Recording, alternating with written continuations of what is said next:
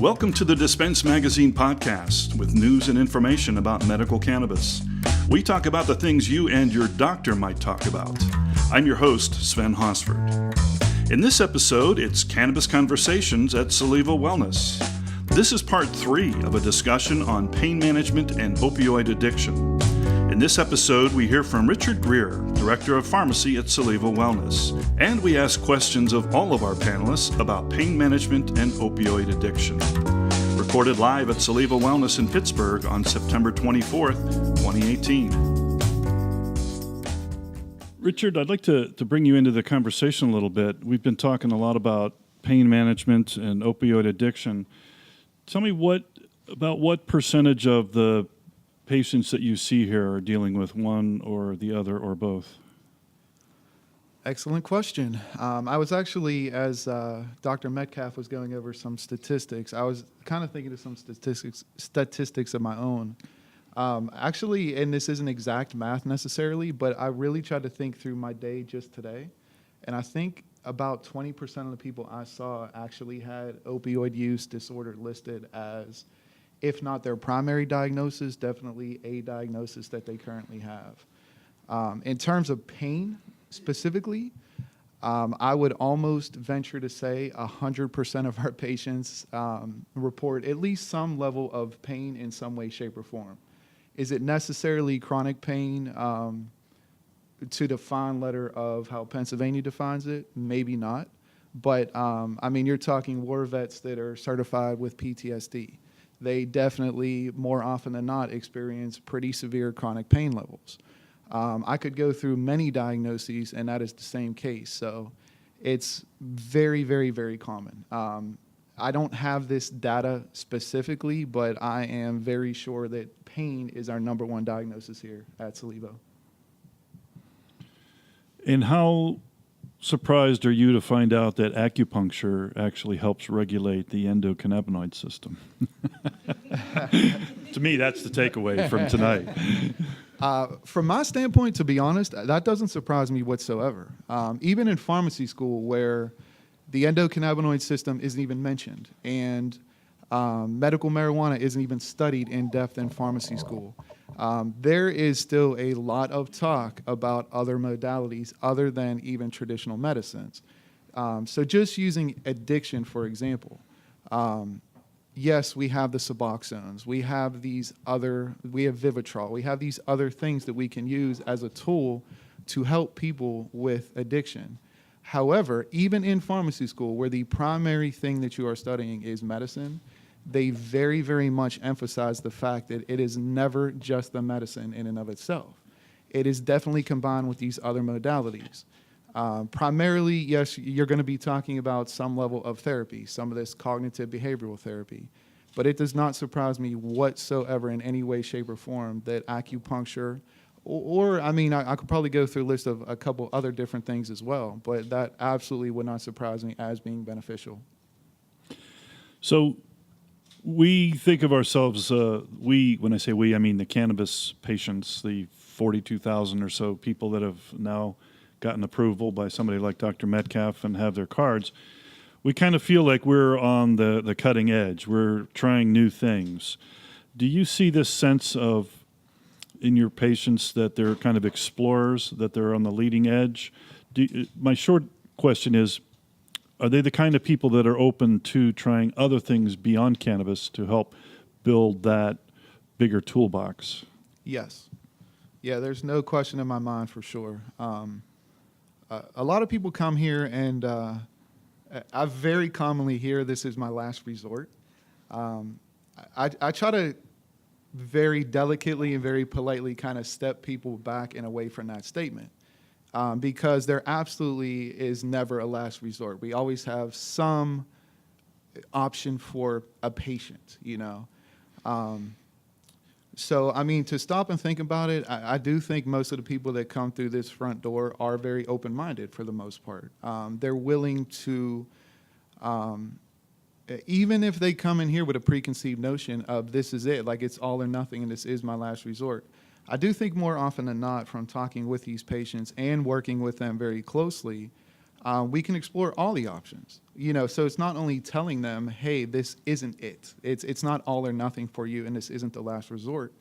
We absolutely 100% can provide support to point them in a right direction. If it is a therapist, if it is some kind of natural, holistic approach, or whatever the case may be. It is not overly uncommon for us to have conversations with patients about their diet, about their exercise levels, about just kind of their overall schedule, like how they are living their life. In any way we think that any even minor change could potentially equal a pretty major benefit, So obviously what we do here at Solevo is medical marijuana. That is what we consider our expertise. But it is not uncommon to have these other conversations with people just kind of organically, as things come up, to make sure they know of ways that they can get improvements, Well, I've been really impressed with the people here at Solevo Wellness, that there's a real commitment to healing people, not just selling products. Yeah, I tell almost everyone I'm not a salesman. It's number one, I don't get commission, in case anyone was wondering, but also it is not my job to necessarily convince someone to buy something or sell them something for any unnecessary reason. It's very much what is appropriate for the patient, not only based on their symptoms, not only based on their lifestyle, but also taking into account kind of in some ways what they prefer and what actually does fit into their schedule. We have some amazing medicines here. Not every single thing is for every single patient, though. And that's some of the stuff that we try to sort through during a consultation. And again, it's not a sales role. It's not about telling you what is 100% right for you. Although we absolutely do make recommendations we expect to be not only safe and appropriate, but also effective. But at the end of the day, I'm not a salesman. That's not my role. I provide information, I help guide you, but it's not some kind of sales job either. And do you, when people come to you with pain, I'm assuming you're able to point them towards specific strains that are known or believed to have pain reduction quality. Are you able to pinpoint different types of pain with different strains, or how specific can you get around that issue? We definitely try to get as specific as possible. Pain in and of itself, very general word. Is it a nerve pain? Is it a muscle pain? Is it acute? Is it chronic? Is it an injury? Is it joint? The list goes on and on. Is it a headache? I mean, I'm gonna treat a headache pretty differently than I would treat like a lower back pain or a diabetic neuropathy pain in someone's foot. We absolutely do try to get strain specific and try to get, again, not only safe and appropriate medicine, but 100% what we would expect to be effective for each patient's diagnosis and for their symptoms. Now, of course, with medical marijuana, it's never that simple. I could spend all day with one patient. I could do the most comprehensive consultation.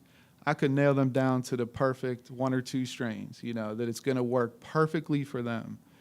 Of course, it turns out that's the patient who is kind of the anomaly, that has that slightly different experience with medical marijuana than we would hope. The majority of the time, that's not the case.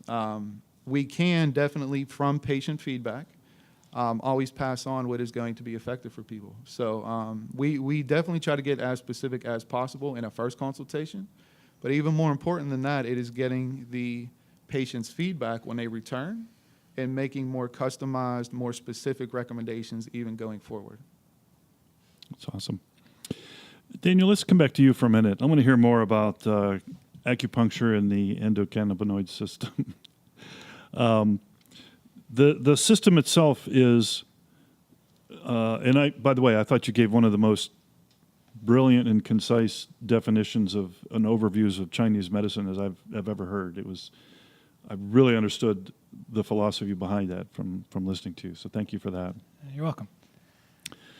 The endocannabinoid system is designed to bring about balance, and so that's one of the functions of acupuncture. Is that why they're so closely related, or is that kind of the overlap? So if we're designed to be in balance and we have all these different systems, and some systems are going to work better than others sometimes, in Chinese medicine we understand how we have a constitution. And as we have a constitution, one part of our system is going to be, everybody has a weaker link. And to help to understand and to isolate what part of our body is that weak link, and then to use herbs, to use acupuncture, to use our words, to use our movement practices, food, nutrition, to honor that link and to help to nourish it and to support it, can help to bring more balance into the entire system. Acupuncture has been a tool for thousands of years before they talked of the endocannabinoid system. It worked then, and it's still working now as we begin to understand how science is starting to catch up to these different holistic practices that we have been working with for 1,000 years. One of the main ways I talk about Chinese medicine with my clients is that we're all a symphony. We have a beautiful orchestra, and we're always breaking strings. We're losing reeds. We're getting our slides stuck in different ways.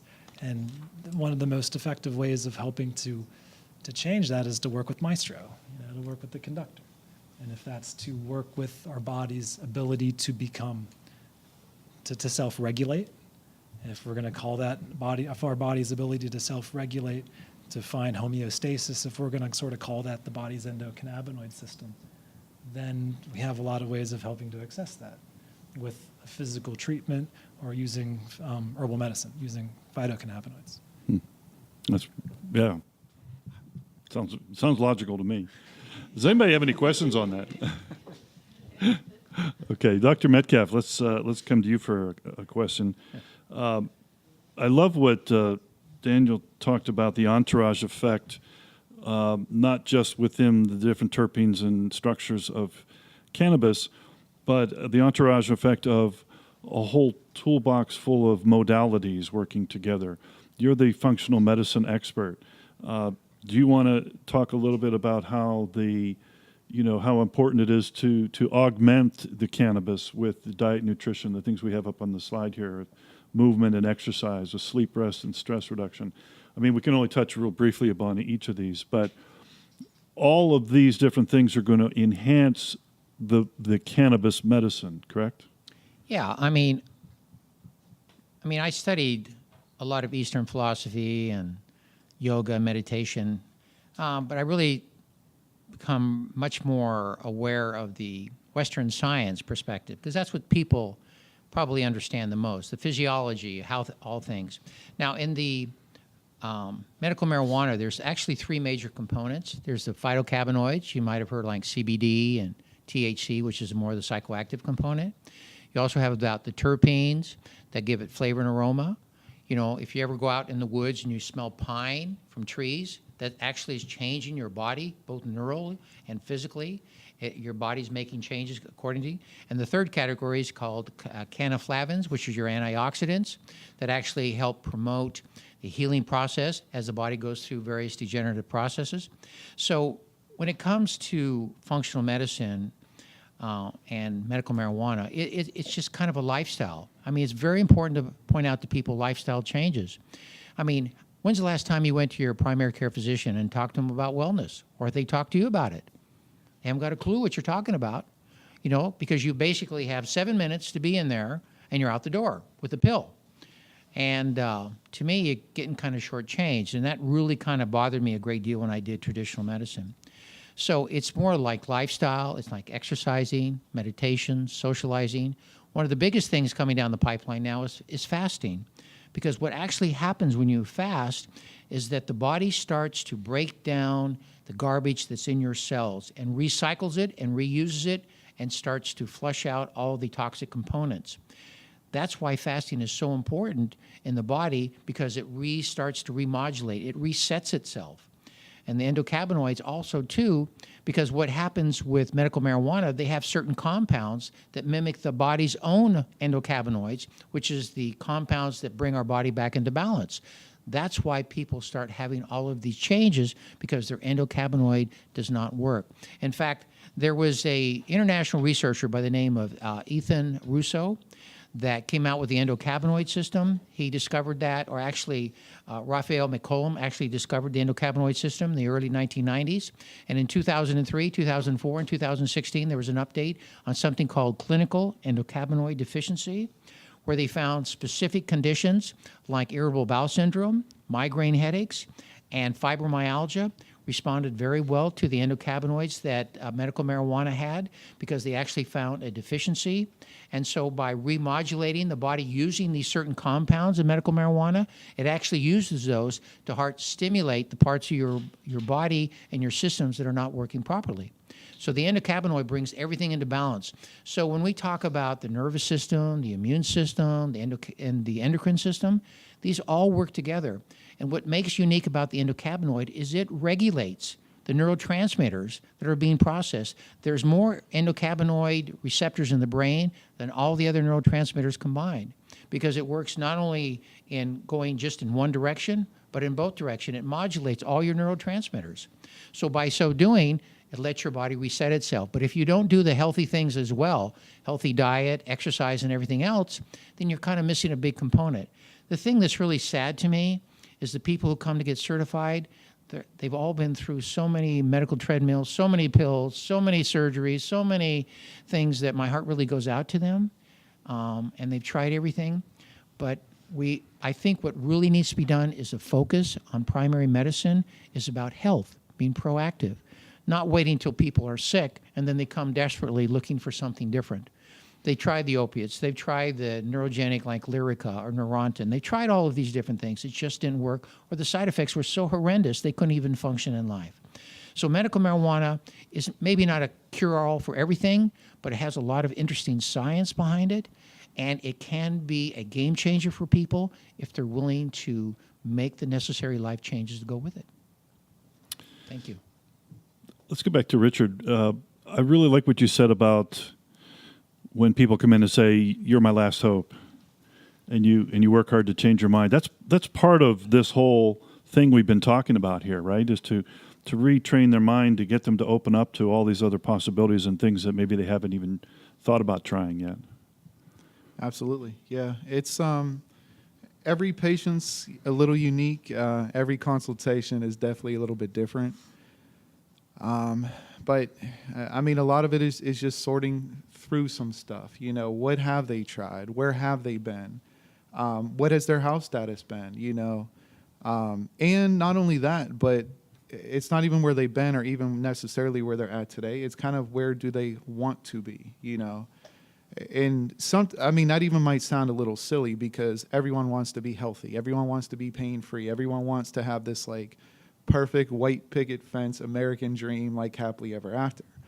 But it's kind of about setting some expectations, you know, feeling them out and really kind of trying to understand what they want from medical marijuana and how does this fit into everything. Sometimes it's a struggle because we're a marijuana dispensary primarily. We are not a nutritionist. We are not a health club. We are not all these other things. So it's almost like Not yet. That's what I hear. Exactly.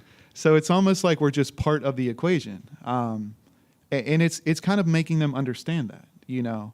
And it's not a lecture. When I say making them understand that, I think that comes across as a little harsh, you know.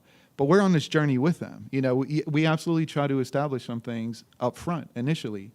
But at the same time, it's not like a one and done. You don't get one consultation and then just go figure it out on your own. That is a big part of our job as well, is help you figure things out. Not even just with marijuana, but also with overall health is what I would say. Well, that's a real big difference between you and traditional medicine, and that you actually spend time with patients and answer their questions. Yes.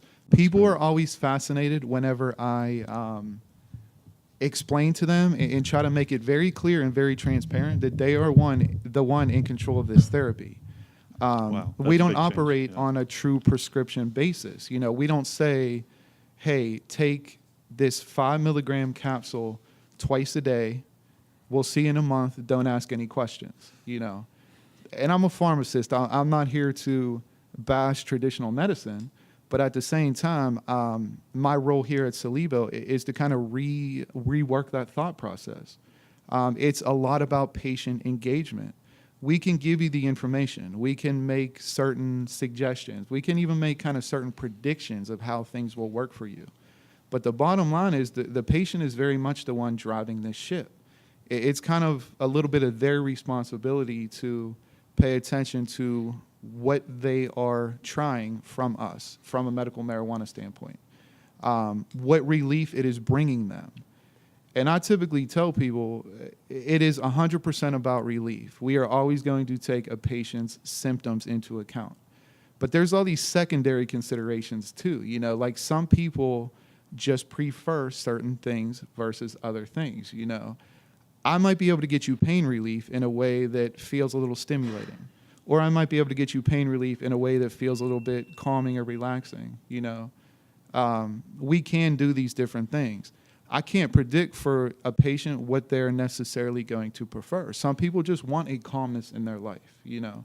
Not necessarily be tired all the time, but they need a kind of like a calming factor. Those are things I can't predict for people, you know. So if someone comes in with pain, absolutely, we're going to recommend something primarily to address that. But it's also their engagement. How is the medicine actually making them feel? Did you have a question? I do. Go for it. So if you have a patient that comes in that is on pain medication, Suboxone, methadone, and they're coming to you to say, how do I transition off of them? What does that look like? Okay. Probably the most, well, I shouldn't say the most, that's a little too drastic. Incredibly common question I get is exactly that. How will I get off of a certain medicine? More often than not, it is their pain medicine, but it also applies to antidepressants, it applies to anti-anxiety, it applies to many things. Again, it's about educating and setting realistic expectations. To responsibly do this, we, or me, or us here at Solevo as a staff, we had to make it very clear to patients that, I guess we had to make a couple things clear. Number one, more often than not, we can 100% get you relief and do so in a way that we could probably significantly reduce, if not eliminate, traditional medications. The problem is that's never day one. You know, that's just not realistic. Not only do we have to get the dose of medical marijuana right, which sometimes can take a few weeks, if not a couple of months, then there is the discussion of appropriately reducing their traditional meds. Kind of blanket statement. Our staff here at Solevo, myself very much included, we cannot and will not adjust a patient's traditional medicines from outside of this building. That's not, number one, in our scope of practice. And number two, that starts to get very messy, not only with like liability, but also stepping on like professional toes, scope of practice, all that kind of stuff. But it's, again, it's setting the expectations. Typically, if a patient's goal is to either reduce or eliminate traditional meds, I tell them up front, don't plan on making any drastic changes, at very least for the first 2 weeks. And even that's a little bit, probably a little bit too aggressive, but there's definitely at least a 2-week period where we kind of need to figure a couple things out about medical marijuana with dosing and strains and these different things. More often than not, I typically tell people, hey, we can talk about that next visit, which isn't always the case, but kind of implies next month, you know. Then at that point, we can assess how they're doing with the medical marijuana. Do we need to change dosing? Do we need to change some combination, change products, change strains, whatever the case may be? If we get to a point where we feel like they're pretty regulated on medical marijuana, then I very much recommend they start having those discussions with their physician about what kind of reductions can we make. So it's always tricky. I mean, we definitely have patients come in here a little bit too aggressive, and they'll make statements like, hey, I have 2 days of my pain medicine left. I'm not getting refilled. This is it for me. Well, you have to let them know that a lot of things has to happen. You know, not only do we not want to be way too aggressive with the medical marijuana to start, It's also, there's a lot of issues coming off cold turkey of a lot of regular meds. So again, it's that education process and making sure that they understand that. Well, let's go through, and if I could have each of you just give us a little 1 minute or so about anything that we didn't talk about. Our topic tonight was pain management and opiate addiction. Is there any one thing or one aspect that we didn't cover, that we didn't talk about, that you'd like to spend about a minute talking about, Dr. Metcalf? Yeah, it's a good question. Actually, I'm going back to one of my mentors, Dr. Sulak. He did a survey of approximately 540 patients, and what he found was that 39% of those could get off their opiates entirely with medical marijuana. This is after treating 18,000 patients. 40% could markedly reduce their opiates, and 20% could not. However, 80 to 90% of all those patients had a better quality of life and a better function in life. So that was pretty impressive. And what he found is that typically within the first 2 weeks, 50 to 80% of those respondents could actually reduce or get off their opiates entirely. So that first 2 weeks is very important. That's what I wanted to mention, that there really is some exciting literature coming out. And I think that Solevo is taking the forefront and educating people, and realize that there are sources out there. I mean, we're there to help instruct you, to help guide you, educate you. That's our job. That's what I took. This is our mission, to help you out in life. So if we can help in any way, please feel free to do that, because that's what really being human beings with one another is, to help one another along their path to help. Thank you. Beautifully said. Beautifully said. Daniel, any point about pain management, opiate addiction, and Chinese medicine that you want to make sure we take away?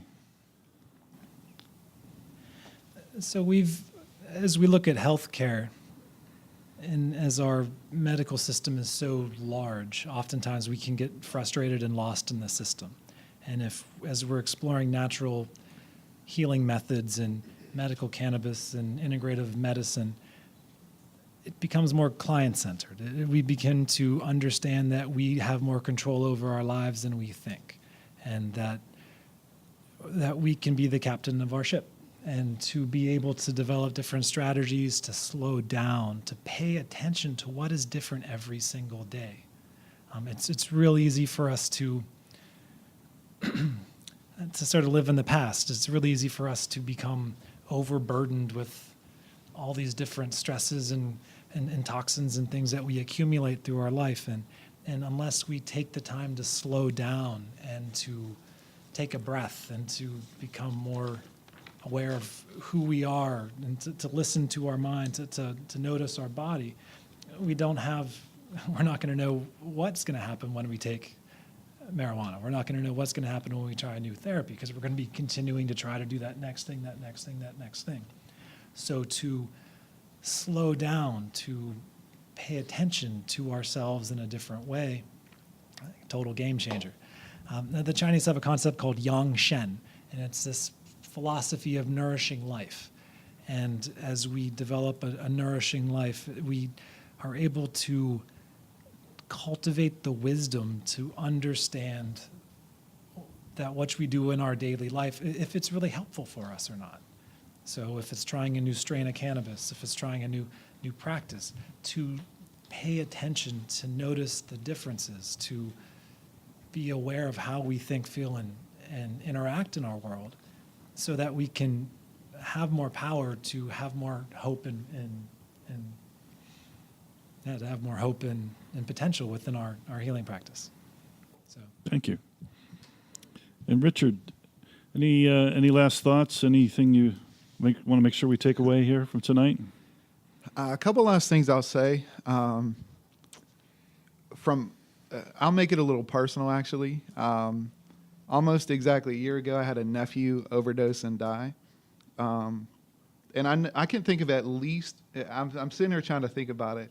I can think of at least 4 friends from growing up who have since passed away from an opioid addiction. Very personal to me, number one. I'm not going to speak for the whole staff, but I'm not the only one on this staff with a similar story like that. I'm sure I'm not the only person in this room with a similar story like that, so it's certainly not unique to me. So it's interesting. Like I said, it's definitely a very personal issue. And sometimes I really struggle with it. Like, how does medical marijuana fit into this whole story? Fundamentally, what we can provide, if nothing else in this industry, is we can always guarantee potency, and more importantly than that, we can always guarantee purity. Is one point I'd like to make. The next thing I'd like to say is, and please correct me if I'm wrong, Dr. Metcalf, but I believe during your slides you said OxyContin was introduced in the 90s. I always find it kind of funny because people that tend to be opposed to this industry, they very typically make these statements like, oh, you guys don't have the data. You guys don't have the studies. You guys don't have these like long-term, like years and years and years of data and case studies and double-blind placebo trials to fall back on.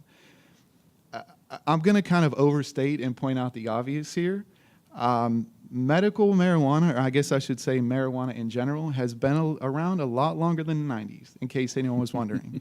And I'm not going to turn into a history lesson, but you're talking thousands and thousands of years of documented benefits of this plant. So I don't say that lightly. I don't say that to be like smart in any way or sarcastic in any way.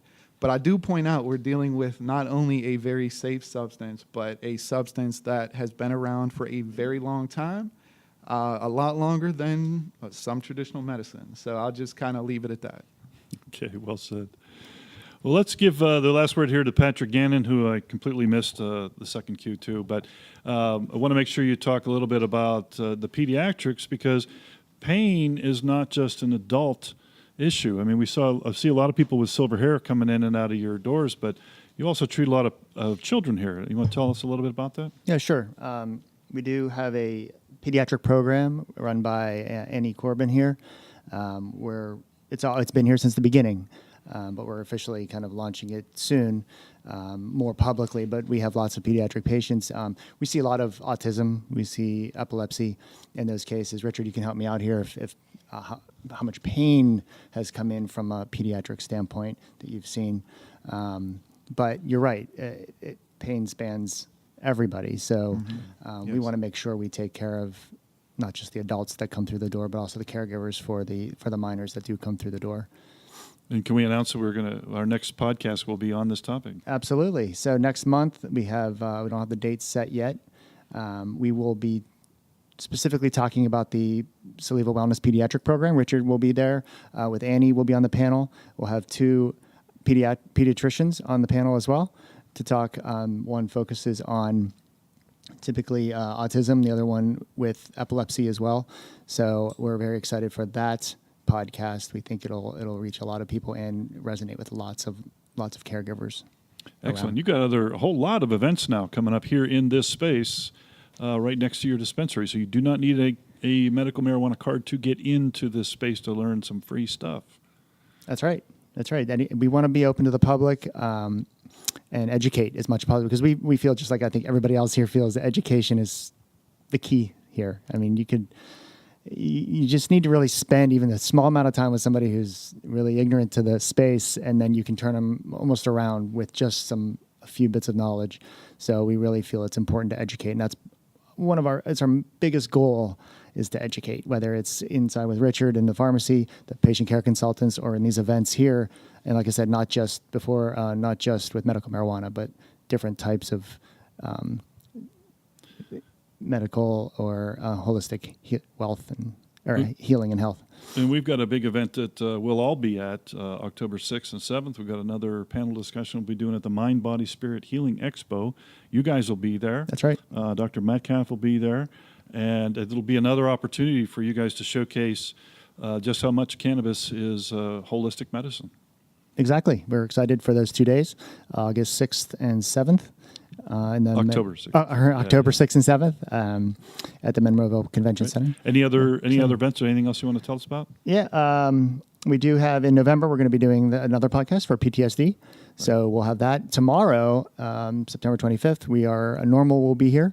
We're going to be talking a little bit of different angle, but very, very hot topic in here. It's called Know Your Rights, and it's PA Medical Marijuana Act 16 as it relates to, say, guns, public housing, employment, those types of things. So that's something we see a lot with comments on our Facebook and social platforms, people asking or having discussions on their own about maybe a circumstance they ran into with having a card and their rights. So we, Patrick Nightingale from Cannabis Legal Solutions and Normal will be here along with a couple other attorneys to answer all kinds of questions and go over the legal aspects. So that's tomorrow. And you have regularly, you have different growers come in and talk about their products. Yes, 6:30. First, let me just say tomorrow's event is at 6:30 with Normal. Typically, we start at 6:30 for our events.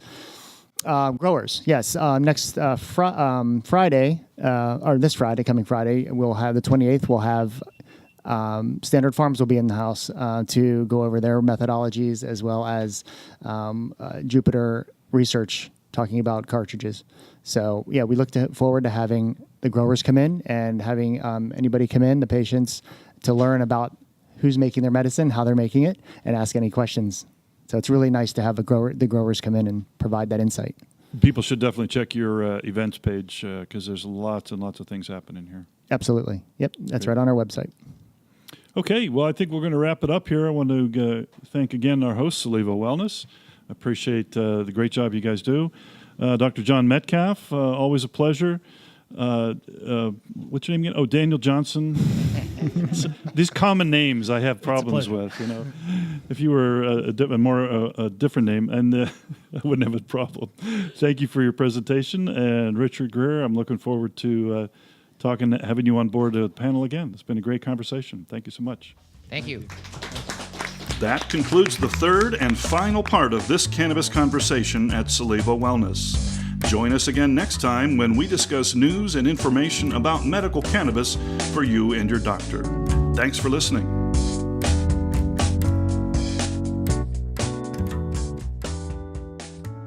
This podcast is a production of Mindful Medicine, LLC.